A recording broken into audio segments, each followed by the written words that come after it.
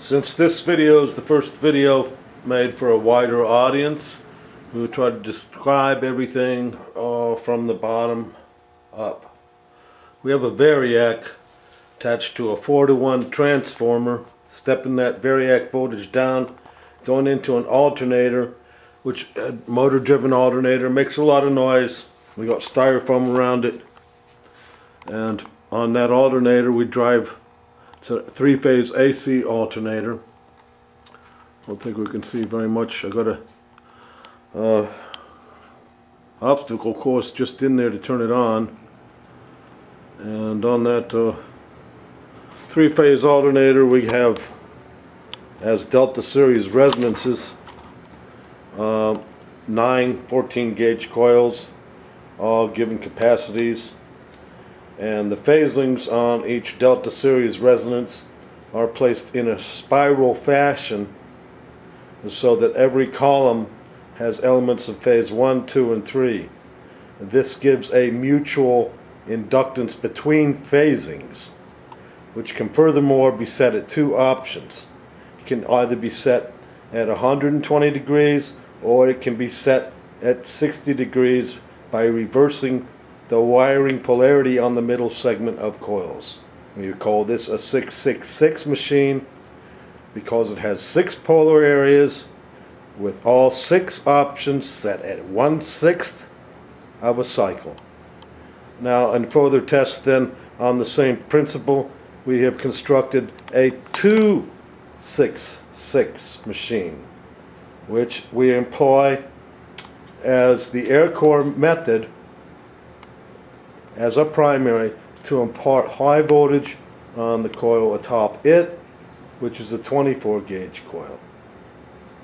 Hence we have 14 gauge versus 23 gauge, and I don't know how many miles of wire on that coil. It's 2.4 Henry and 140 ohms. The windings themselves are on the primaries estimated to be 1/4 of an ohm. 4 layers, 50 feet of Radio Shack mega cable wire. Now that that's all been gone over here, we have to be looking at our source and the crucial information that we need to see there. When we turn the device on, first thing that we want to look at is our source voltages and the amperages on our delivery lines. Furthermore, subdivided down in the Delta series resonant, or the Delta delivery. This is not a resonant delivery, okay? We better go explain that before we turn the device on here also. In the beginning, we used this 9-coil system to procure voltage rise to another component, which in that case became that coil. That became the interphasal resonance, which was given its capacity in series. Then we placed another totally separate identical resonance on top of there, and that resonance then picked up a voltage rise from the sending coil of some 4 to 5 times the input, and that input could be used to power the wireless Tesla coil, and that was the first embodiment. And the second embodiment, we're using no resonant components.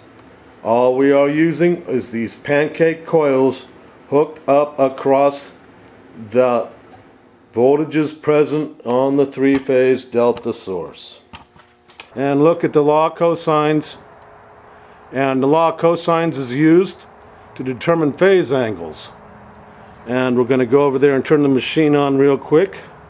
Earlier today, I turned the machine on, and what the 666 machine usually does is it presents 10%. It converts time into voltage rise and makes a 360-degree circle into a 395-degree one.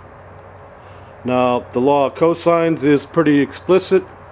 Once we turn this machine on, we're not going to have any load on it, and we're going to be able to stop the video at any time and apply the law of cosines to all 3 phase angles and see for yourself whether in fact there's close to 395 degrees of time separation in totality between the phasings. When we turn the machine on, we have 3 stator voltages, the small meters. We have 3 delivery lines, the large meters. And we have 3 resonant rises of voltage.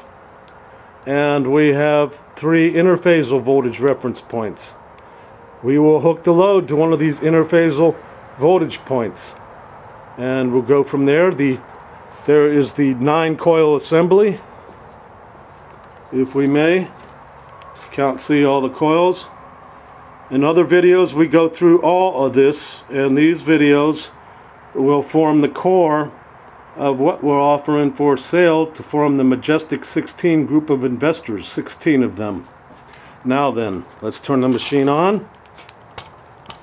Quickly try to get through this. This will be this will be the first YouTube that we're going to do.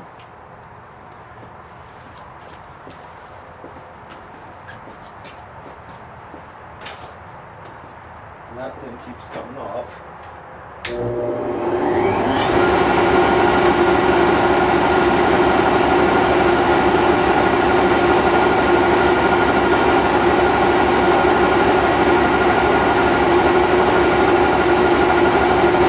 Okay, as we can see,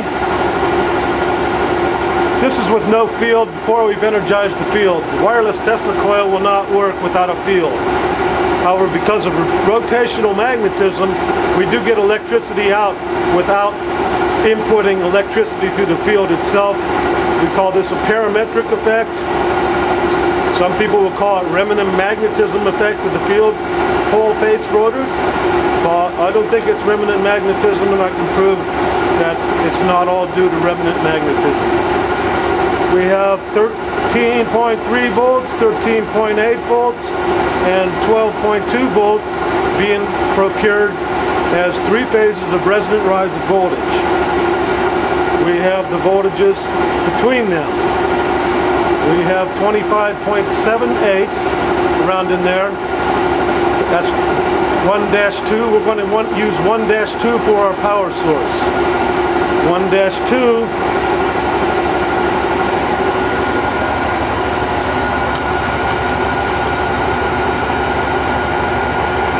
is that middle coil. We're going to take that top coil out of the picture.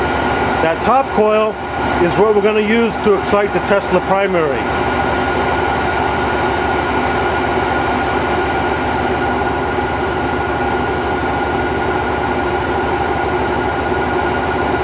We haven't had the device hooked up yet. And if we go over here, we can see an amperage meter is on that small 2.4 Henry coil. Now, we understand that every time a load is drawn from a source, it usually drops the source voltage in this case because we're running everything from an AC converted car alternator. You don't see that kind of effect with your wall voltage because that's the power grid, and we'll let that go for now. Okay, we're going to note then, we got 20, let's note once again, the unloaded power state. Note that you can take the law of cosines and do just like I did over here.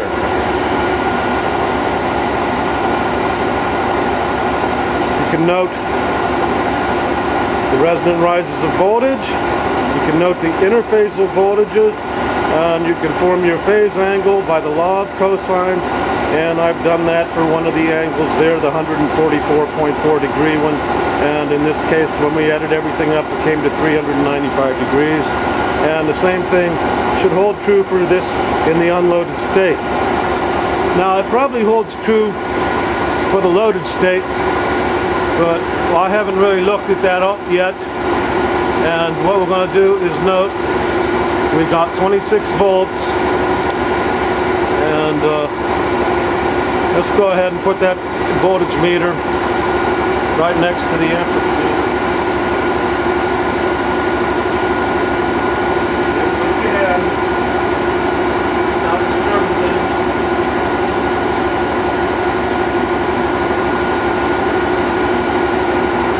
Okay, now we have down here, we have 25.6 volts. Now we're going to hook the load to it.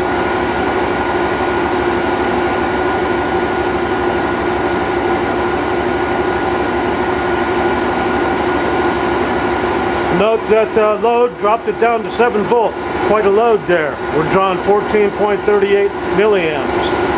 Now we're going to place another coil on top of that.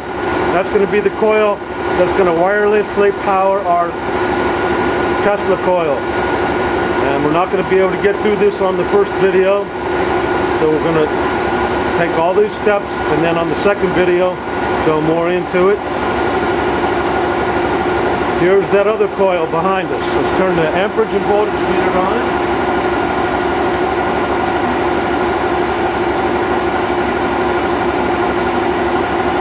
And right at this point in time, I think we're going to have to cut the video short. And what we'll do right quick away is notice what happens to the primary 14 milliamp consumption and its voltage when we put a magnetic load on it.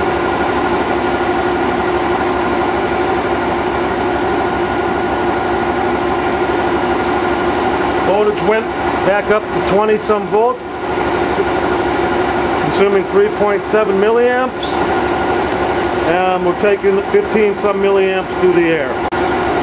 Now we know from the previous video that once we put that magnetic load on the coil being empowered, that coil is going to power the Tesla primary.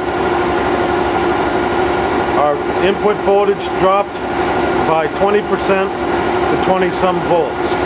And now we're only procuring 3.7 some milliamps. At this stage of the game, if we wanted to hook the line connections from that resonance up to power the Tesla coil, we would understand that it would be highly inefficient. We're better off to obtain the power through the air. When we obtain the power through the air, from that input there, we acquire 15.4 milliamps and the voltage almost 100 volts there. Oh, wait a minute, it's not even hooked up. What's going on with that? Well, since everything's do not understand why that voltage meter, in fact, that's in millivolts. I'm sorry folks, that's in millivolts. We're going to put our voltage probes on the arc bars.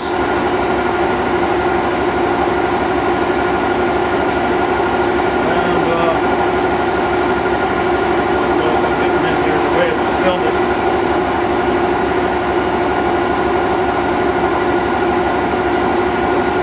Looks to me 109 some volts through the arc bars. That's going to fire our arc gap. When in fact we turn the field on. Okay, now we're going to go turn the field on.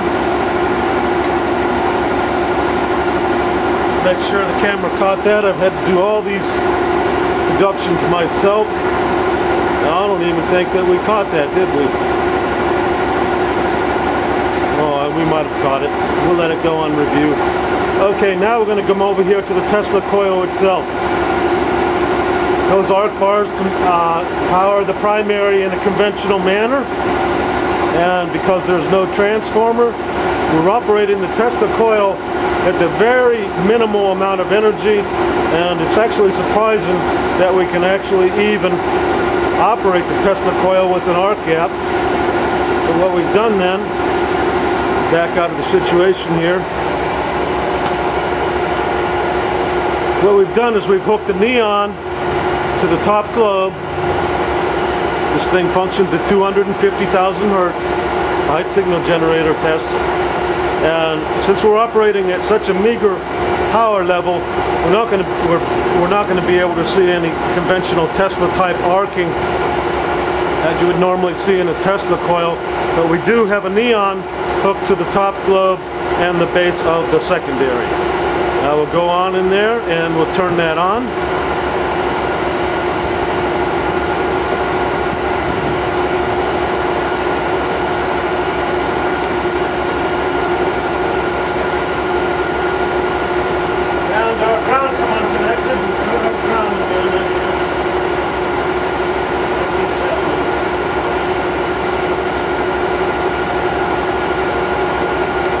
Okay, there's our neon lighting. Here's our arc gap.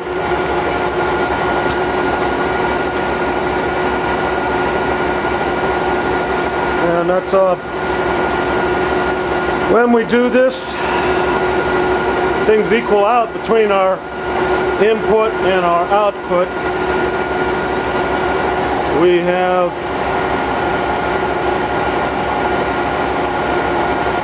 hard to see where we're at here. We have about 120 volts going in, establishing a very fluctuating 20 to 30 milliamps, and then we have a little bit of glare there. We have about 93 some.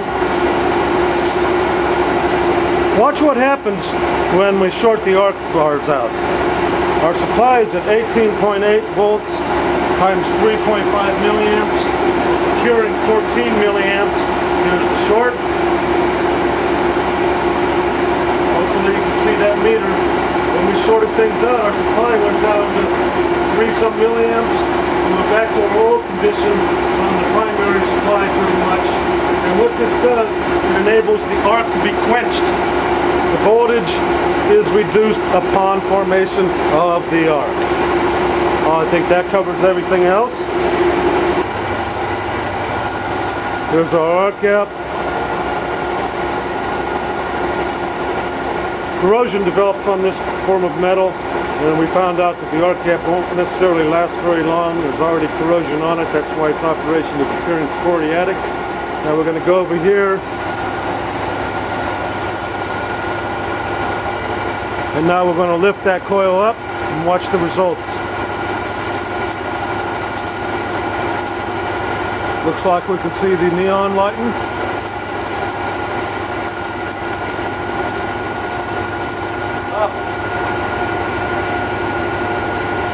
This is a wireless Tesla coil.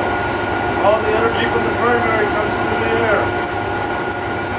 Look at that. We only measure it at a certain distance here to the clock, eh? Might be overcoupled in some respects. That will complete demonstration of the wireless Tesla coil. Thank you.